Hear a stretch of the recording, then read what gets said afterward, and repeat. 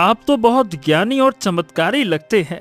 बाबा, कृपया मेरे भविष्य के बारे में कुछ बताइए ना।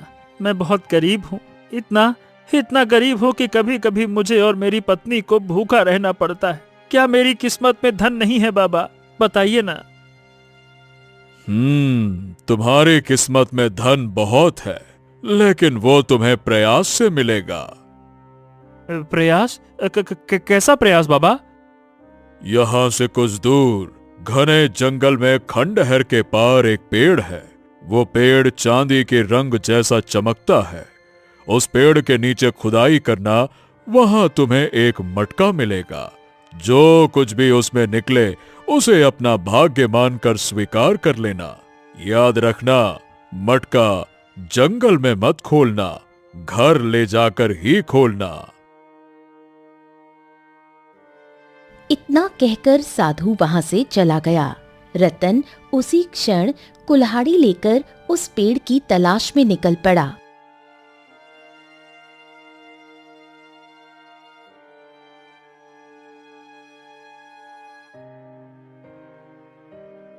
काफी तलाश के बाद रतन को एक खंडहर दिखाई दिया।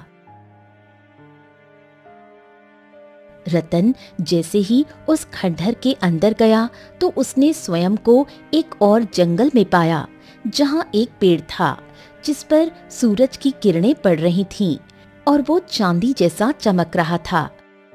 रतन ने वहीं खुदाई शुरू कर दी और जल्द ही उसे एक मटका मिल गया। वो उसे लेकर घर लौट आया। मटके को देखकर उसकी पत्नी बिंदिया उससे बोली, ये क्या है? कहाँ से लाए हो? रतन अपनी पत्नी को सारी घटना बताते हुए बोला, ऐसा हुआ और साधु बाबा ने कहा था कि इसको घर ले जाकर ही खोलना बिंदिया। रतन और बिंदिया ने मिलकर मटके के ढक्कन को खोल दिया, लेकिन जो निकला उसने दोनों को हैरान कर दिया। ये क्या? हमें तो लगा था मटके से सोना चांदी निकलेगा, लेकिन इसमें तो कोई बच्चा है और देखो ये जिंदा है, जैसे कुछ देर पहले ही जन्मा हो। अरे लेकिन बिंदिया, ये सोचो कि ये कैसे संभव है कि ये बच्चा जिंदा है। ये कैसे? मटका जमीन में गड़ा हुआ था और ये बच्चा इस मटके में कैसे आया? वाकई में जरूर कोई बड़ा रहस्य है। अचानक बच्चा रोने लगा। हमें इस बच्चे से क्या? हमारे पास खुद खाने को नहीं है, हम इस बच्चे को कैसे पाल सकते हैं? अरे बिंदिया, कुछ दिन पहले तुम संतान न होने की वजह से रो रही थी, तो हो सकता है भगवान ने हमारी सुन ली हो और भेंट के रूप में ये बच्चा दे दिया हो। अरे चलो भाग्यवान, अब इसको पालते हैं, बड़ा होकर यही तो हमारा सहारा बनेगा। बिंदिया ने रतन की बात मान ली। उन्होंने बच्चे का नाम रखा आदित्य।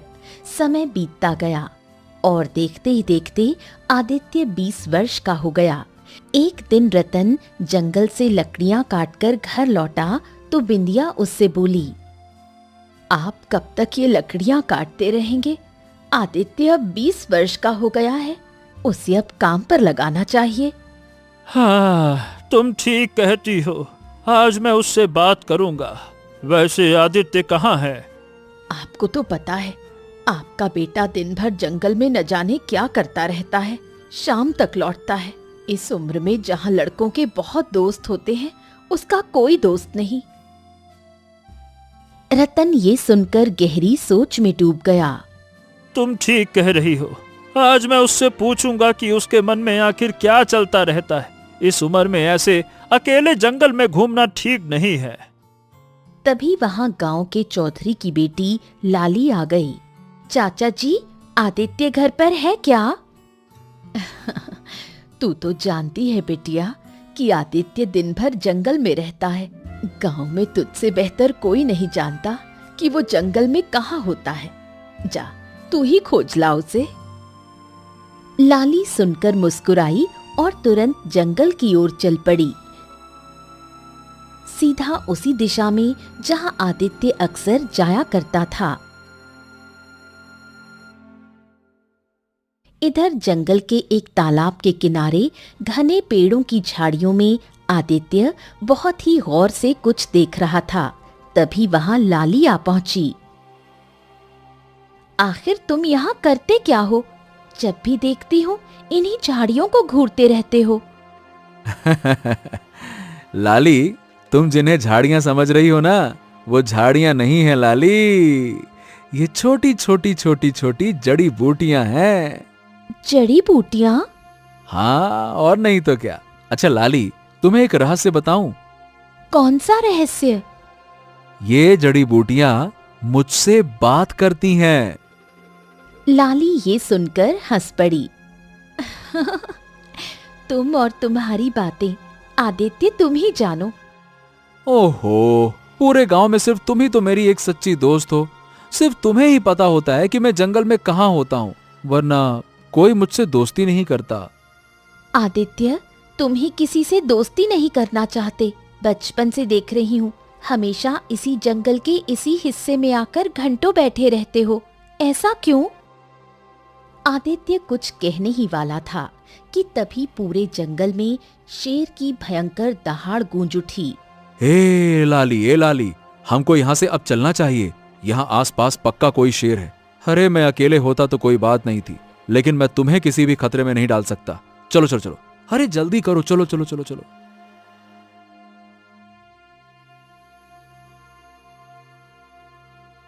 आदित्य लाली को लेकर गांव की ओर लौट पड़ा। लाली अपने घर चली गई और आदित्य अपने घर की ओर मुड़ गया। शाम ढलने लगी थी। जैसे ही आदित्य अपने दरवाजे पर पहुंचा, रतन उससे बोला, आदित्य, ए बेटा इधर आओ, इधर आओ। हाँ हाँ, कहिए पिताजी, क्या बात है? आप कुछ चिंतित से लग रहे हैं।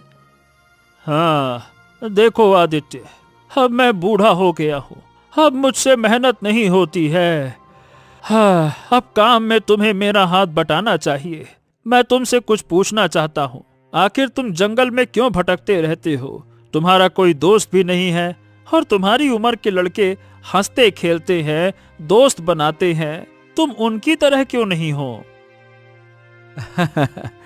अब पिताजी, न जाने क्यों मुझे ऐसा लगता है कि जैसे मैं इस दुनिया का वासी हूं ही नहीं, बल्कि मैं तो किसी और दुनिया का वासी हूं। ये सुनकर रतन बुरी तरह चौंक गया और गहरी सोच में डूब गया। कुछ देर बाद वो फिर आदित्य से बोला, हाँ, लाली हमको बता रही थी कि तुम जंगल में झाड़ियों को घूरते रहते हो और कहते हो कि वो झाड़ियां नहीं, जड़ी बूटियां हैं। क्या ये सच है? ये सुनकर आदित्य की आंखों में एक रहस्यमयी चमक आ गई। हाँ पिताजी, मुझे लगता है कि जंगल की कुछ खास जड़ी बूटियां मुझसे बात करती हैं। तभी अंदर से बिंदिया बाहर आ गई।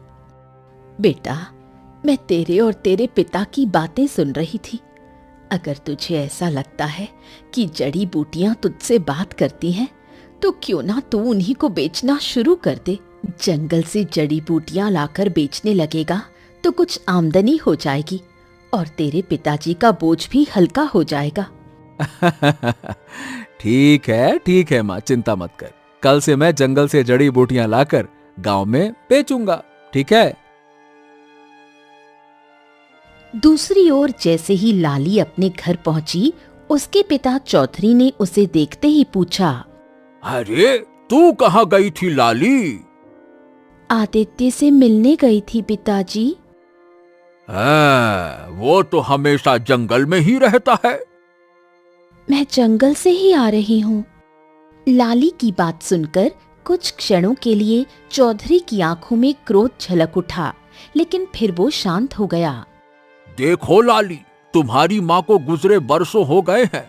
मैंने तुम्हें माँ और पिता दोनों का प्यार देने की कोशिश की है। मैं तुम्हारी आंखों में दुख नहीं देख सकता। मैं कुछ समझी नहीं पिताजी। लाली, मैं जानता हूँ कि तुम मन ही मन आदित्य को पसंद करती हो, ये जानते हुए भी कि आदित्य एक सामान्य सा गरीब लकड़हारे का लड़का है। आदित्य में कोई बुराई नहीं है, और आप ऐसा क्यों कह रहे हैं कि वो सामान्य नहीं है? मैं ये नहीं कह रहा कि वो बुरा है, पर वो अलग है। बचपन से आज तक मैंने उसे जंगल में ही भटकते देखा है। ना उसका कोई दोस्त है, ना कोई काम धाम करता है, बस जंगलों में भटकता है। ऐसा लगता है जैसे जंगली इंसान हो। तो आप मुझसे क्या चाहते हैं पिताजी? अरे बेटा लाली, मैं ये चाहता हूं कि अगर वो औरों जैसे होता तो मुझे कोई ऐतराज नहीं होता। लाली की आंखों से आंसू बहने लगे। ठीक है पिताजी, अब मैं आदित्य से नहीं मिलूंगी। अच्छा, एक बात बता, आखिर आदित्य जंगल में क्या करता है, बता। वो झाड़ियों को देखता रहता है और कहता है कि वो झाड़ियां नहीं, जड़ी बूटियां हैं। वो कहता है कि वो उससे बात करती हैं। अच्छा, मतलब उसे जड़ी बूटियों का ज्ञान है। तो फिर तो उसे गांव के उन बीमार लोगों की मदद करनी चाहिए ना, जो महामारी की वजह से गांव में पीड़ित हो गए हैं। हो सकता है उसकी जड़ी बूटी महामारी में काम आ जाए।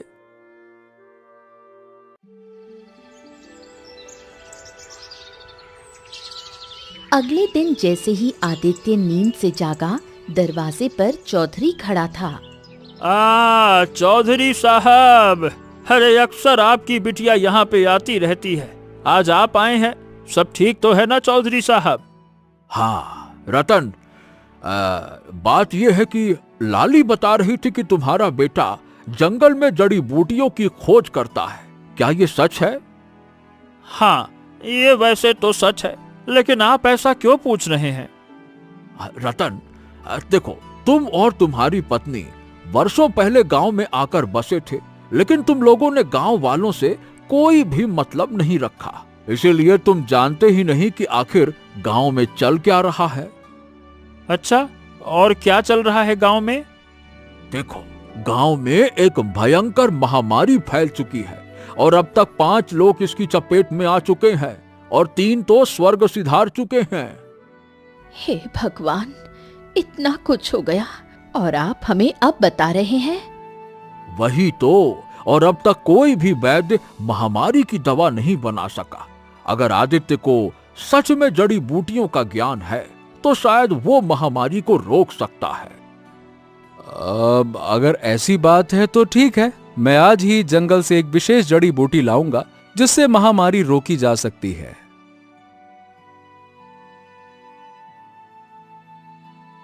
आदित्य जंगल की ओर निकल पड़ा।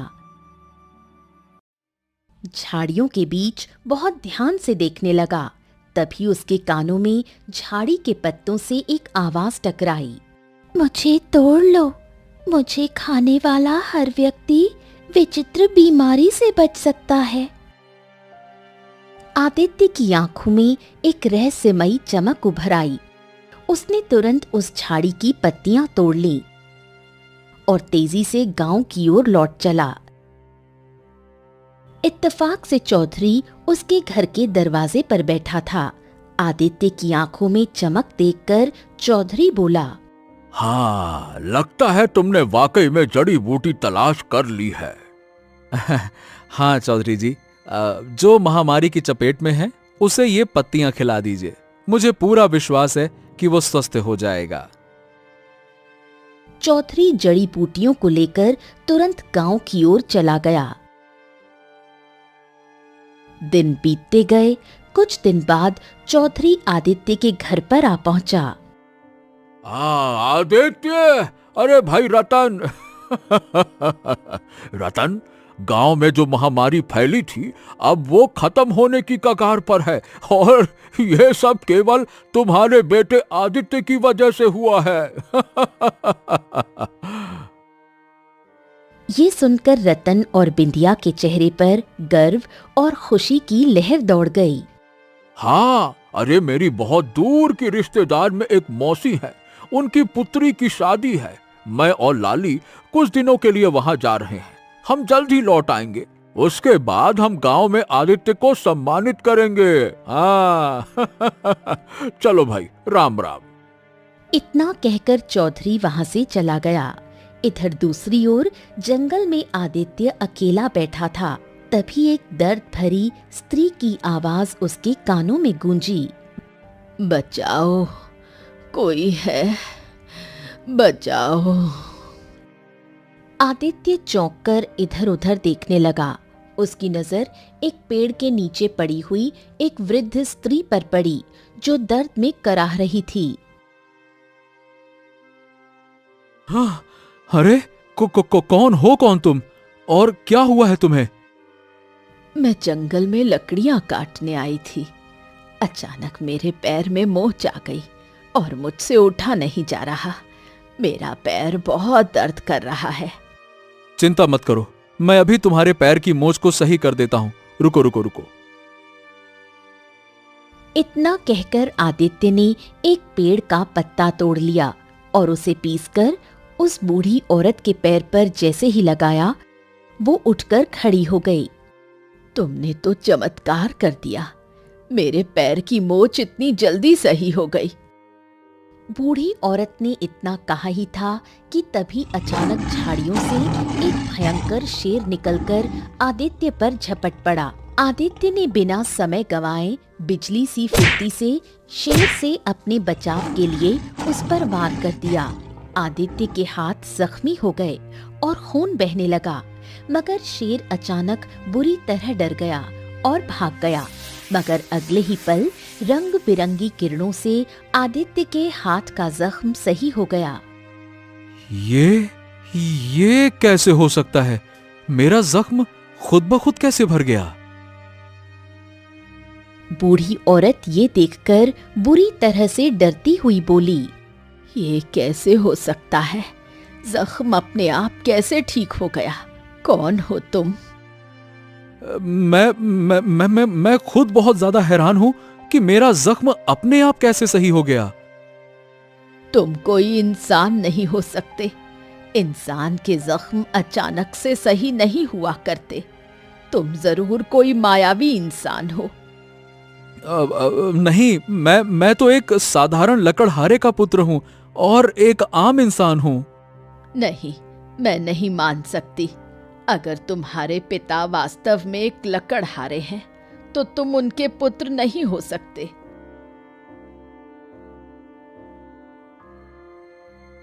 इतना कहकर वृद्ध स्त्री वहां से रहस्यमयी अंदाज में चली गई। आदित्य वहीं खड़ा रह गया। उस दिन आदित्य को पहली बार ये एहसास हुआ कि वो कोई साधारण युवक नहीं है। कोई रहस्य था जो उसके खून में बहता था। कुछ देर बाद जब आदित्य घर लौटा तो उसने देखा उसकी माँ बिंदिया जोर जोर से खांस रही थी और रतन चारपाई पर पड़ा कांप रहा था। आदित्य अपनी माँ की ओर देखते हुए बोला, ए माँ, क्या हुआ माँ? बेटा, बहुत तेज खांसी हो रही है।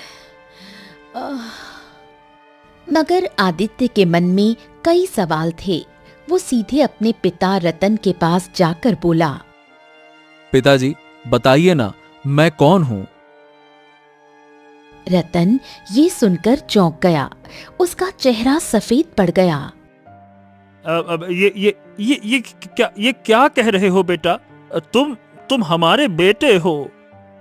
नहीं पिताजी, मैं वो सच्चाई पूछ रहा हूं जो शायद आप जानते हैं और मुझे बता नहीं रहे। बताइए ना, मैं कौन हूं? रतन चारपाई से धीरे धीरे उठकर बैठ गया। तुम ऐसा क्यों पूछ रहे हो बेटा? आदित्य ने जंगल की पूरी घटना विस्तार से बताई। वो वृद्ध स्त्री, शेर, जख्म और हाथ का चमत्कार। अगर मैं वास्तव में आपका पुत्र हूं तो फिर आप अपना हाथ काटिए। अगर आपका जख्म खुद ब खुद भर जाएगा तो मैं विश्वास कर लूंगा कि मैं आपका बेटा हूं। चलिए, काटिए। रतन के पास अब सच्चाई छिपाने का कोई रास्ता नहीं बचा था। वो बिंदिया की ओर देखने लगा।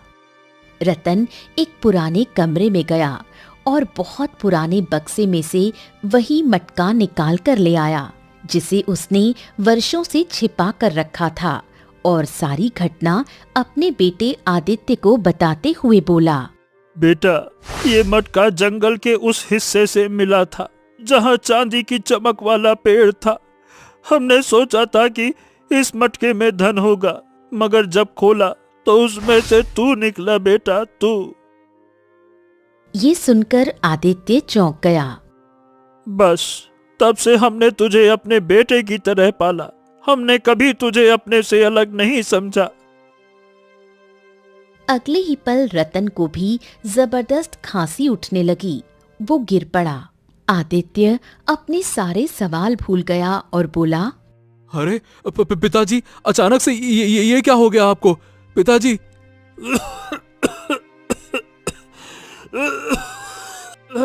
बेटा, लगता है कि हम भी महामारी की चपेट में आ चुका हूँ।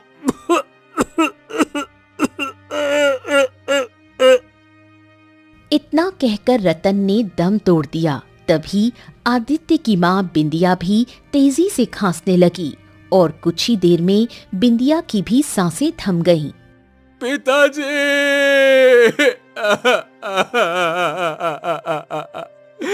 आप मुझे छोड़कर नहीं जा सकते। मैंने तो बस आपसे पूछा था कि मैं कौन हूँ। हे माँ, उठो ना। देखो, मैं वादा करता हूँ, मैं कभी सवाल नहीं पूछूंगा। भगवान के लिए आंखें खोल दो माँ। मगर बिंदिया और रतन अब किसी भी आवाज का जवाब नहीं दे सकते थे, क्योंकि वो अब इस संसार में नहीं थे। आदित्य बहुत देर तक चीखता रहा, रोता रहा, धरती पर सिर पटकता रहा। तभी अचानक रतन और बिंदिया का शरीर काले धुएं में परिवर्तित होकर गायब हो गया। अगले ही पल वो काला धुआं उस मटके के अंदर समा गया। ये देखकर आदित्य बुरी तरह से चौंकते हुए अपने आप से बोला, अब ये क्या रहस्य है? ये क्या हो रहा है? आदित्य के दिमाग ने काम करना बंद कर दिया। वो बहुत देर तक उस मटके को घूरता रहा। कुछ देर बाद वो उस मटके को उठाकर अपने आप से बोला, मुझे लगता है कि मुझे चांदी की चमक वाले पेड़ की खोज करनी चाहिए, जहां पिताजी को यह मटका मिला था और पिताजी को इसी मटके के अंदर मैं मिला था। मुझे विश्वास है कि हो न हो वहीं पर कोई बहुत बड़ा रहस्य छुपा है। आदित्य उसी जंगल की ओर चल पड़ा जहां उसकी कहानी शुरू हुई थी। घंटों जंगल की पगडंडियों पर चलते चलते आदित्य थककर हाथ में मटका लिए एक वृक्ष के नीचे बैठ गया। हाँ, अब आखिरकार उस चांदी के पेड़ को मैं खोजूं तो खोजूं कहां हो सकता है ये चांदी का पेड़? अचानक उसके कानों में किसी अनजान व्यक्ति की आवाज टकराई। कौन हो तुम और इस जंगल में क्या कर रहे हो? आदित्य ने पलट कर देखा। एक रहस्यमयी साधु उसके पीछे खड़ा था। साधु ने जैसे ही आदित्य के हाथ में वो मटका देखा तो वो चौंक गया। ये मटका तुम्हारे पास कहां से आया? आदित्य रोते हुए पूरी कहानी सुनाते हुए बोला, मुझे भी कुछ नहीं समझ में आ रहा साधु महाराज। मेरे पिता ने मुझे बताया कि वर्षों पहले उन्हें एक साधु ने चांदी जैसे चमकने वाले वृक्ष के बारे में बताया था और कहा था कि उस वृक्ष के नीचे खुदाई के दौरान उन्हें एक मटका मिलेगा। मेरे पिताजी वो मटका घर ले आए, मगर उन्हें मटके से धन नहीं बल्कि मैं मिला। और इस सच्चाई को बताने के बाद मेरी आंखों के सामने मेरे पिताजी ने दम तोड़ दिया और कुछ ही देर में मेरी माँ ने भी दम तोड़ दिया और अगले ही पल वो दोनों धुएं के रूप में परिवर्तित होकर इस मटके के अंदर समा गए। अब क्या कहूं और इतना बोलकर आदित्य की आंखों से आंसू बहने लगे। शांत हो जाओ पुत्र, शांत हो जाओ, चिंता मत करो, मैं तुम्हारी मदद जरूर करूंगा। वो चांदी का पेड़ तुम्हें तभी दिखाई देगा जब तुम्हारा हृदय सच्चा होगा। यहां से उत्तर दिशा की ओर बढ़ो। यदि तुम्हारे मन में मानवता होगी तो किस्मत तुम्हें मंजिल तक पहुंचा देगी। इतना कहकर साधु वहां से चला गया। आदित्य नहीं जानता था कि वो वही साधु था जिसने सालों पहले रतन को मटके की जानकारी दी थी। आदित्य साधु के बताए रास्ते पर चल पड़ा। घने जंगल में बहुत दूर चलने के बाद उसे एक तालाब के पास एक बूढ़ा व्यक्ति दिखाई दिया जो कमजोरी से पानी पानी चिल्ला रहा था। बेटा बेटा, मैं 2 दिन से प्यासा हूँ मगर उठ नहीं सकता। क्या तुम मुझे पानी पिला सकते हो? हाँ हाँ, क्यों नहीं बाबा, रुकिए मैं लेकर आता हूँ। आदित्य ने मटका पास के पेड़ के नीचे रख दिया और बूढ़े के पास पड़ा कमंडल उठाकर तालाब से पानी भरकर उसे पिलाने लगा। पानी पीकर वो बूढ़ा आदित्य से बोला, हाँ, अब अच्छा लग रहा है। भगवान तुम्हारा भला करे बेटा, तुम्हारी हर इच्छा पूरी हो। आदित्य उस पेड़ की ओर बढ़ गया जहाँ उसने मटका रखा था, मगर अब मटका वहाँ नहीं था। अरे अरे मेरा मटका, ये मटका कहाँ रह गया? यहीं तो रखा था। अरे मटका कहाँ चला गया? कहाँ है? वो पागलों की तरह मटके को इधर उधर ढूंढने लगा, लेकिन उसे मटका कहीं नहीं मिला। तभी पीछे से बूढ़े की आवाज आई, बेटा, मुझे मेरे घर तक पहुंचा दोगे क्या? मेरी बूढ़ी पत्नी मेरे लिए तड़प रही होगी। न जाने वो अब जिंदा होगी भी या फिर नहीं।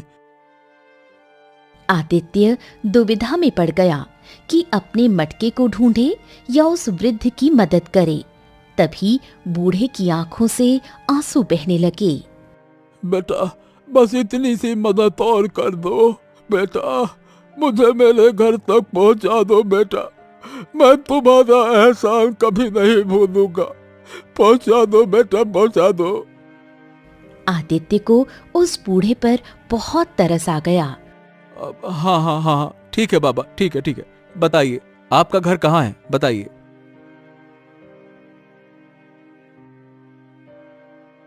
बूढ़ा उसे जंगल की गहराइयों में बने एक खंडहर के सामने बनी हुई एक झोपड़ी तक ले गया। झोपड़ी के भीतर एक बूढ़ी स्त्री जो उस बूढ़े व्यक्ति की पत्नी थी, दर्द से करहा रही थी।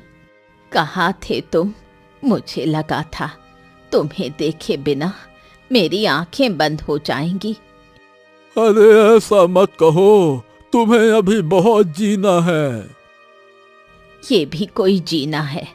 बरसों पहले उन अत्याचारियों ने हमारा बेटा हमारी आंखों के सामने हमसे छीन लिया। अगर मुझे पता होता कि वो जो वस्तु लाया था वही उसकी मौत बन जाएगी तो मैं उस वस्तु को खुद तोड़ देती। बूढ़ा फूट फूट कर रोने लगा। तभी बूढ़ी स्त्री की नजर आदित्य पर पड़ी। ये कौन है? इसकी शक्ल तो उसी से मिल रही है जिसने बरसों पहले हमारे बेटे को मारा था। नहीं, ये वो नहीं है। इस बेचारे ने तो हमारी मदद की है। जब मैंने इसे जंगल में पहली बार देखा था तो मैं भी चौंक गया था, लेकिन फिर मन में ख्याल आया कि हमारे बेटे को बरसों पहले जिसने मारा था वो अब बूढ़ा हो चुका होगा। ये बेचारा कोई और है। इतना कहकर बूढ़ा फिर से खांसने लगा।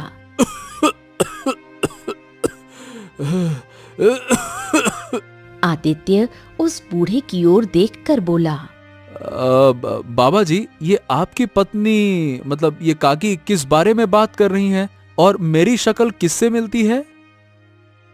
बूढ़ा व्यक्ति आदित्य की ओर बहुत ही गौर से देखते हुए बोला,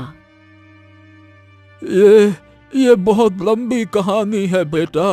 बरसों पहले हमारे पुत्र अशोक को जिस राजकुमार ने हमारी आंखों के सामने बड़ी बेदर्दी से मार दिया था, उसकी शक्ल तुमसे बहुत मिलती है।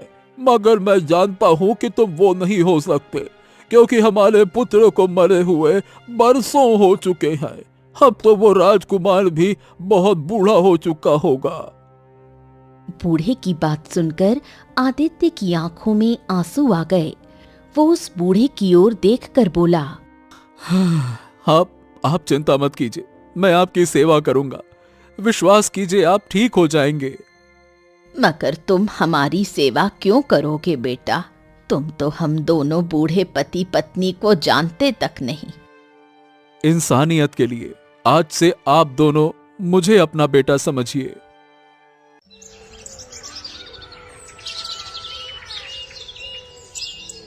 उसी दिन से आदित्य एक बेटे की तरह उस बूढ़े व्यक्ति और उसकी पत्नी की सेवा में लग गया। उसकी मेहनत रंग लाई और कुछ ही दिनों में वो दोनों स्वस्थ हो गए। बूढ़ा व्यक्ति अब चलने फिरने लगा। एक दिन आदित्य झोपड़ी के सामने उस खंडहर को देख रहा था। तभी बूढ़ा व्यक्ति वहां पहुंचा। बाबा, ये खंडहर बड़ा ही प्राचीन नजर आता है। हाँ, सब कुछ इसी खंडहर की वजह से हुआ था बेटा। इसी खंडहर ने ही हमसे हमारा बेटा छीन लिया था। क्या मतलब है आपका? बेटा, वर्षों पहले हमारा बेटा अशोक, एक दिन वो इस खंडहर के अंदर गया और उसने खुद को एक जंगल में पाया जहां एक चांदी जैसा चमकता बड़ा पेड़ खड़ा था। उस पेड़ के नीचे एक मटका रखा था जो सोने चांदी से भरा हुआ था। वो मटका लेकर वो घर लौट आया। ये सुनकर आदित्य पूरी तरह से चौंक पड़ा। हो, और फिर क्या हुआ? हमने अशोक से कहा कि वो मटका वहीं छोड़ आए, मगर वो बोला कि मटका उसे किस्मत से मिला है और इससे हमारी गरीबी दूर हो सकती है। फिर एक दिन न जाने कौन से देश का राजा, उसकी पत्नी और उसका बेटा यहाँ आ पहुंचे और हमारी आंखों के सामने हमारे बेटे को बड़ी बेरहमी से मार डाला। ये सुनकर आदित्य और बुरी तरह से चौंक उठा और अपने आप से बोला, हो, उसी चांदी जैसे चमकते हुए पेड़ की तलाश में मैं जंगल की गहराई में आया था। इतना बोलकर आदित्य दौड़ता हुआ खंडहर के अंदर चला गया। बूढ़ा भी उसके पीछे दौड़ने लगा। कुछ ही क्षणों में वो दोनों एक विचित्र जंगल में खड़े थे जहां एक चांदी जैसा चमकने वाला पेड़ था और उसके पास वही मटका पड़ा था। हो, यही तो मटका है जो मेरे पास था और अचानक गायब हो गया था। आदित्य ने इतना कहा ही था कि तभी अचानक रंग बिरंगे धुएं के साथ वही साधु प्रकट हो गया और आदित्य की ओर देखकर रहस्यमयी अंदाज में बोला, मैंने कहा था ना, तुम्हारे सवालों के जवाब का समय आ गया है। ये मटका चमत्कारी है। इससे या तो तुम अपने माता पिता को दोबारा वापस पा सकते हो जो धुएं के रूप में परिवर्तित होकर इस मटके के अंदर समा गए, या फिर इस बूढ़े के पुत्र अशोक को। सोच लो। बूढ़े की आंखों में आंसू आ गए। आदित्य कुछ क्षणों तक गहराई से सोचता रहा। हाँ, मैं चाहता हूं कि बूढ़े काका का पुत्र अशोक दोबारा वापस आ जाए। मैंने इस काका और उनकी पत्नी को अपने बेटे अशोक की याद में रोते और तड़पते हुए देखा है। मुझे इनकी तड़प देखी नहीं जाती। ये सुनकर साधु मुस्कुराने लगा। अचानक मटके से 3 रंगों के धुएं निकले। एक धुआं सुंदर युवक मतलब बूढ़े के पुत्र अशोक में परिवर्तित हो गया। बाकी 2 धुएं रतन और बिंदिया में परिवर्तित हो गए। रतन और बिंदिया हक्की बक्की नजरों से साधु, आदित्य और उस बूढ़े को देखने लगे। तभी साधु रहस्यमयी अंदाज में रतन, बिंदिया और आदित्य की ओर देखकर बोला, सच बताने का समय आ गया है। सच ये है कि तुम तीनों इस संसार के वासी नहीं हो। तुम पाताल लोक के राजा, रानी और उनके पुत्र हो। बरसों पहले इस बूढ़े के पुत्र अशोक की हत्या किसी और ने नहीं बल्कि तुमने ही की थी आदित्य। ये सुनकर आदित्य पूरी तरह से चौंक पड़ा। क्या? ये आप क्या कह रहे हैं साधु महाराज? चिंता मत करो, कुछ देर बाद तुम्हें तुम्हारा अतीत दिखाई देने लगेगा। तुम्हारी याददाश्त वापस आ जाएगी। वर्षों पहले जब यह मटका भूलवश पृथ्वी पर आ गया था और इस बूढ़े का पुत्र अशोक इसे उठाकर ले गया, उसके बाद से ही सारी कहानी शुरू हुई।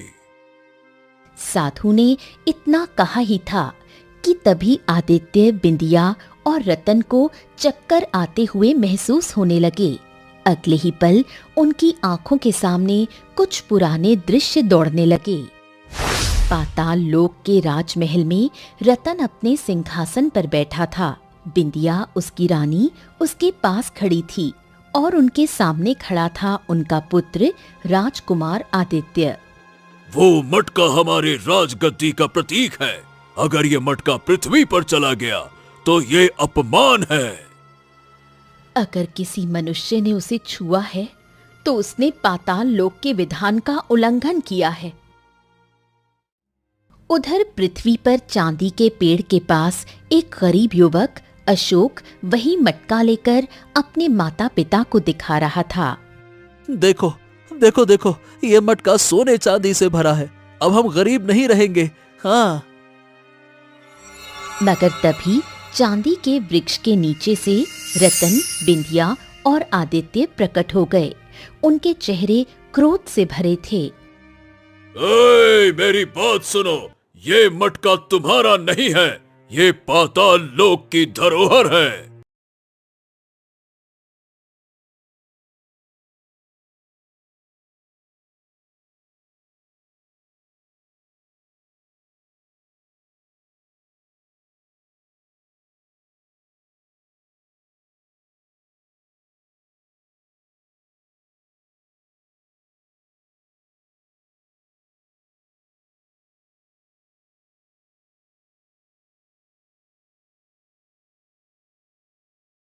बेहोश होकर गिर पड़े।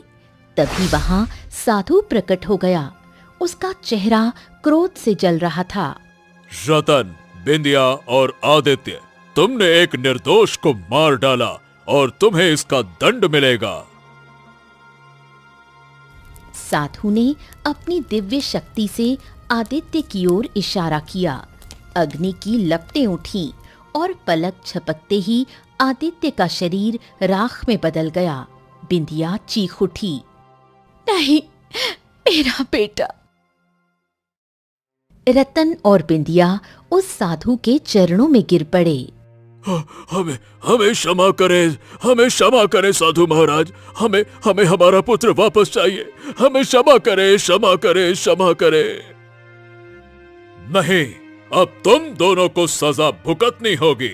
मैं तुम्हारी याददाश्त मिटा दूंगा। तुम दोनों पृथ्वी पर साधारण मनुष्यों की तरह रहोगे, गरीबी में जीवन बिताओगे और तेरा पुत्र आदित्य जब इस मटके में दोबारा जन्म लेगा तब तू एक लकड़हारा होगा और नियति तुझे मेरे पास ले आएगी। तू अपनी गरीबी की चर्चा मुझसे करेगा और मैं तुझे इस मटके के बारे में बताऊंगा। इस मटके के अंदर दोबारा जन्मा आदित्य निकलेगा। वो तेरा ही पुत्र होगा। लेकिन तुम दोनों की बदकिस्मती होगी कि तुम दोनों नहीं जानते होगे और जब वो बड़ा होगा तब एक दिन वो खुद ब खुद सच्चाई जानेगा और अगर उसमें इंसानियत बची रही तो शायद तुम्हारा पुनर्मिलन हो सकेगा। अचानक रतन और बिंदिया बाहर से गायब हो गए और वो मटका जमीन के अंदर समा गया। तीनों की आंखें फिर से खुल गईं। उन तीनों की याददाश्त लौट आई। हाँ, मुझे सब कुछ याद आ गया। मुझे सब कुछ याद आ गया। बिंदिया, ये हमारा ही बेटा है बिंदिया।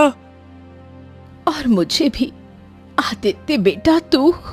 पिताजी, माताजी। साधु की आंखों से रंगीन किरणें निकलीं और तीनों के वस्त्र राजसी हो गए। अब पाताल लोक में लौट जाओ। चांदी के वृक्ष के नीचे से द्वार खुलेगा, मगर ध्यान रहे अब पृथ्वी पर दोबारा मत लौटना। साधु वहां से विलीन हो गया। चांदी के पेड़ के नीचे से पाताल लोक का द्वार खुला और तीनों, आदित्य, रतन और बिंदिया, उसके अंदर प्रविष्ट हो गए। उधर बूढ़े और उसकी पत्नी के पास उनका पुत्र अशोक लौट आया था। उनका जीवन फिर से पूर्ण हो गया।